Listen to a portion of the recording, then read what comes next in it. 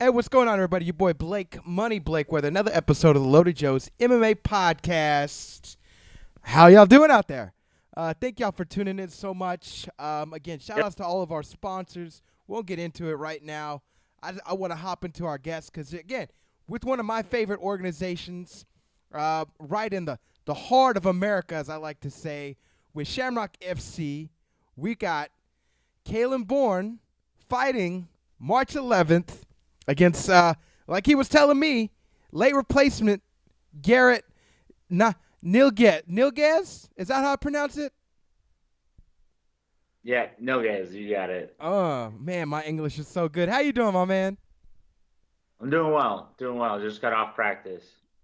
So, I like it, man. I like it. Got to fight. We're not too far away. We're in fight week, right? Walk me through, mhm. man. What a day in the life is for you. I'm always fascinated by that, man. Is it you're waking up at 6 a.m., you're eating egg whites instead of and make pretending it's French toast because you're in fight camp? I mean, walk me through what the fuck is going on in your mind, with life. I Yeah. mean, let me know, man. So I actually own a stonemasonry company here in Kansas City. So this morning, I was actually out in Johnson County running a sales lead for some like interior stonework for my company. I was in their house at like 8 a.m., so I had to get up, pretty early. I actually live in Lawrence and train out of Lawrence, Kansas, and then so be but so yeah, man. I mean, I got a real job. I think a lot of fighters do. Obviously, MMA. Especially starting out, it's hard to just make it just as a fighter. Yes. Obviously sponsorships and over the amount of hours that I would spend over a 3 month training. Anybody, even the stars, man, because obviously those guys are working super hard. It doesn't add up compared to some other jobs. It's all good. We don't do it for the money, I don't think. But that's sometimes the ultimate goal, But that's a different conversation for a different day of the week. Um, but yeah, man, Sure, for sure. it's But going back to like what my day's like, yeah. I took care of some stuff this morning. I came back, went for a run. Once I got back from my run, I like to leave my stuff on for a while and get a good sweat in. So I worked on some emails and stuff. So I'm like doing work emails and like, like a hoodie and like, my like, a whole get up, sweating on my keyboard and stuff. But it is what it is. You got to do what you got to do. And then after that, I went to Haskell Boxing and we did some kickboxing training with Master Dwayne Lewis. I worked out with Garrett Hutman, who is also on the card. He'll be actually making his amateur debut. He's one of my Brazilian Jiu-Jitsu students. That's what's up, man. It may I would guess it makes it go in the fight a little bit easier. You got some squad goals going on, and it's a Yeah, everybody's kind of feeling the hurt. It's not just you, and I don't know, man. sure, man. Obviously, it's nice to have someone to train with, or to kind of hold accountable, and to hold you accountable. Not that it's ever hard for me to show up to the training room, and nor him, but at the same time, having people like show up, and having yourself, be depended on by other people, makes it nice. Obviously, also having another warm body. Not very many people like training with the little gloves. So, getting some 4 ounce glove practice in every now and again really helped out, obviously, going on through this training camp. And like I said, it's hard to talk your average, goer to like, hey, man, let's spar with 4 ounce gloves. Obviously, there's a amount of control and yeah, we're using not the competition gloves, but like sparring gloves, but Right. still, the little gloves don't lie, and they are definitely something you want to work with before you get into the cage, instead of just sparring with your big kickboxing and boxing gloves. Yeah, you got to have trust with whoever you go into those with those gloves with, man, for sure. At least that's my experience when I sparred with those things. You got to have trust on the other side, with It's whoever's it's got them definitely on. not the first thing I pull out when I go to another gym. Like if it is it yeah, I try to keep it slow and low. Yeah, I got And my like I said, 16s. even limiting that, we were up at the wrestling club last night, and we were just wrestling around with those gloves on, man, and a couple of the shots that sometimes you eat, you got to make sure that like I said, even the small ones add up. So we mind our P's and Q's. We go hard, but we obviously, you can see my face. I've been going hard for about 2 months now. I got no cuts. I got no bruises. I had a couple black eyes from taking people down. But for the most part, man, I'm Feeling happy for good. that. Yeah, that's good, man. I like that. And so, with you having the business, especially you, like a lot of people, they work for somebody else, but you have your own business. What's it like during a week like this? You got to cut weight, you got to weigh in, you got to be fresh for a fight day, and then not have the added Yeah. pressure of being boss man. Walk me through, man, what that's like mentally and kind of the week, what the Uh, rest of the week has in store for you. I'll be honest. I feel blessed that the fact that I can kind of set my schedule a little bit. I obviously couldn't imagine if I was like smashing 70 hours a week at a factory job somewhere. And, if I was one of those guys that if I didn't show up to work one day, that got canned and it was fight week or something like that. I also don't have any kids or anything like that. So, me missing a few hours here and there for work isn't the biggest deal always. Right. So for me, it's a really ideal situation. I like my path in life. Like now, this is why like now the time is to strike and do some professional fights. It'll be my 13th time in the cage. Uh, Things I really need to prove as an amateur, and it's hard enough to find someone to fight me as a professional. So here I am. Here you are, and the date's coming up, man. It'll be here before you know it. Um, and I was hearing your other interview with Evil Eddie. It's going to be at a catchweight. It sounded like you and your opponent pretty cool about that. So that's man. You got just like a bunch of fucking benefits on your side. Just you got your own schedule. You ain't got to cut too much weight. It's somebody you kind of know, so you know it's going to be a good Yeah. time. That's kind of like perfect. I mean, not perfect scenario, but like it's an ideal scenario for anybody, I guess, who would be fighting, man. So that's Right. I like through all those other fights, as an amateur, you definitely learn what not to do. I know there's a couple times, I took fights during the summertime, and we were pouring concrete and doing stuff like days before, and obviously that can kind of wear on you.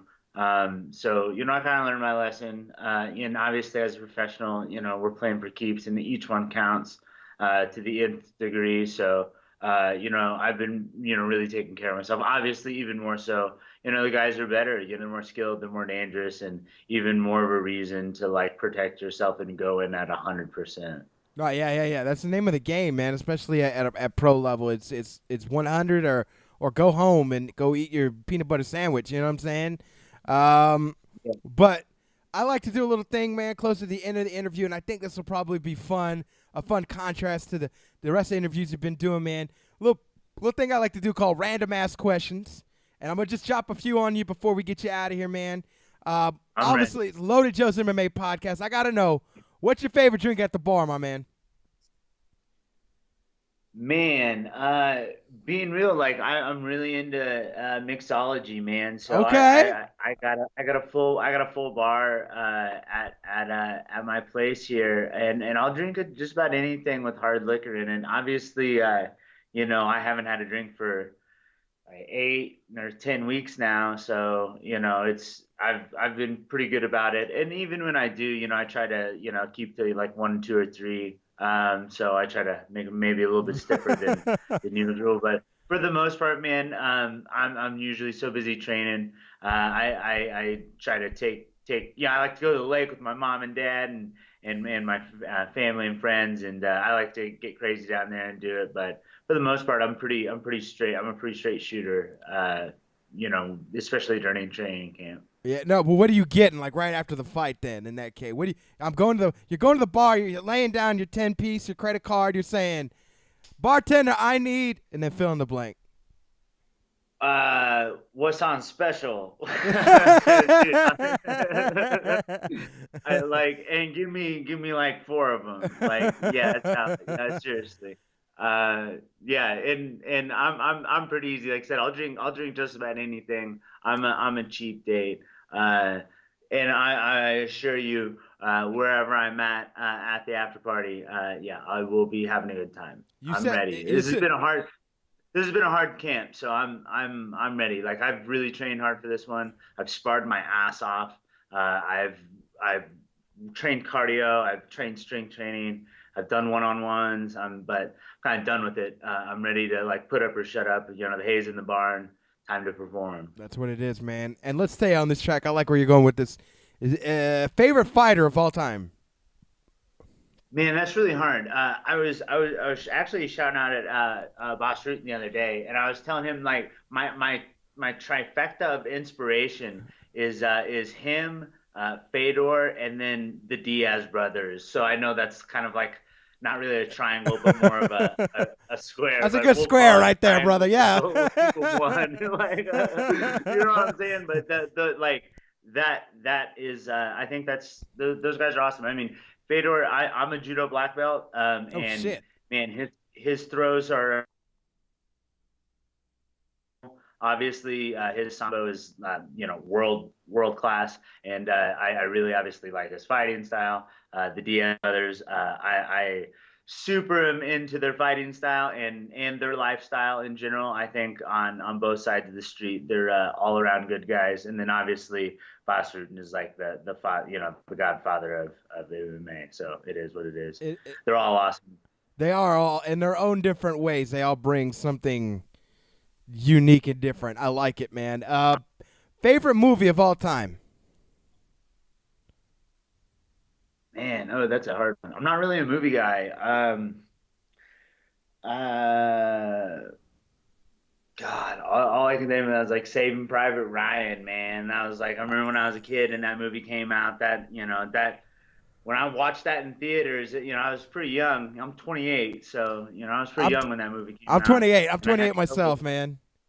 I had to go. I remember I had to go with one of my brothers, or excuse me, not one of my mamas, one of my friend's brothers, and man, it was really awesome. That was definitely one of my favorites. Most exciting experience of your life?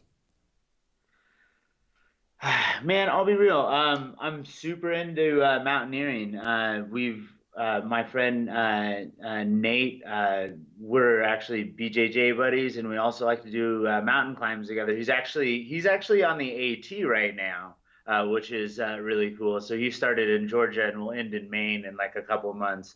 And then he also does BJJ with me. But man, we do a bunch of mountain climbs together, and some of the situations and memories that we've had climbing some of the peaks that are like over 14,000 feet in Colorado is have been super memorable. I'm terrified of heights, so climbing is something that is super intense for me, which I enjoy. So obviously, I like cage fighting and mountain climbing, so I'm a little bit of an adrenaline junkie. Snowboarding would be probably the third on there. So That's awesome, man. Vacation spot you've never been to, always wanted to go to, man. New Zealand, man, there's a lot of outdoor activity. There's a bunch of recreational stuff that you can like, where there's paragliding, being on the beach, whatever. It's just like, outdoor recreational capital of the world. That would be super awesome. Unfortunately, the plane flight is a long ways away. I've been talking with a couple of guys about going over to Thailand Oh and yeah. doing a cross training. Kerry Allen, who's one of the fighters that I cross train with, Shannon Woodward's gym out of Topeka. He's actually planning a trip right now to go over to Thailand and cross train, and it's cool to see guys like branch out and take fights and then, have their camp over there and how they change, and their style changes, while they're miles and miles away from home and have nothing else to focus on but their fighting style. So Right, I'm right. excited to incorporate something like that over the next couple of years. I got a 3-fight contract with Shamrock. Only time will tell where I'll go. So I just got to do me and win fights. That's it, man. I like it, and that segues very nicely. Speaking of doing you, let's do you, man. Shout out where people can find you. Shout out your sponsors. Shout out they can find you in their cities, all on the interwebs. The floor is yours right now, my man. Cool. Probably the best way to get at me is going to be on Facebook at Calen Born. So CalenBorn. Shoot me a message. I'm really good about answering. My sponsors, I can't thank Rod Rock Chiropractic enough. They've helped me through my camp tenfold. She's really cared for me. I've had bumps and bruises and stuff out of place, and she's definitely kind of got me back on track a number of ways. And You Build It Kansas City, Templar Masonry, and Roger Fincher. He's the owner of Lawrence Elite, which is the gym that I teach at and coach at and train at. And he's also an fine attorney at law. Outside of that, man, you can find me fighting at Shamrock March 11th in Kansas City. You should definitely try to scoop up some tickets if you're trying to scoop up tickets, people, because they are definitely selling out quick. I know I sold my entire section within a couple weeks of grabbing my tickets, so it was easy for me. Ticket sales was not a problem, which I totally am for. That's awesome, man. And if I was out there, I'm in Austin, Texas, but if I was out there, I'd be all over it like hotcakes. But if everybody out there listening, and if you're in the area, get some tickets. Holler at your man on Facebook. Find him. Check out his sponsors. Bro, it's been a great time. Calen, thank you so much for coming on. Best of luck. Train hard. Train safe. Dude, thank you for having me. Yeah, for sure, man. Yeah, and thank you so much. we'll stay in touch. Hopefully, we can have you on and talk some more shit and some cross training and about some more mixologies and shit. And we'll do it, man. About eating and drinking. So I love it. I I'll love talk it. to you later, man. For sure, man. You have a good rest of the night. Peace. Bye.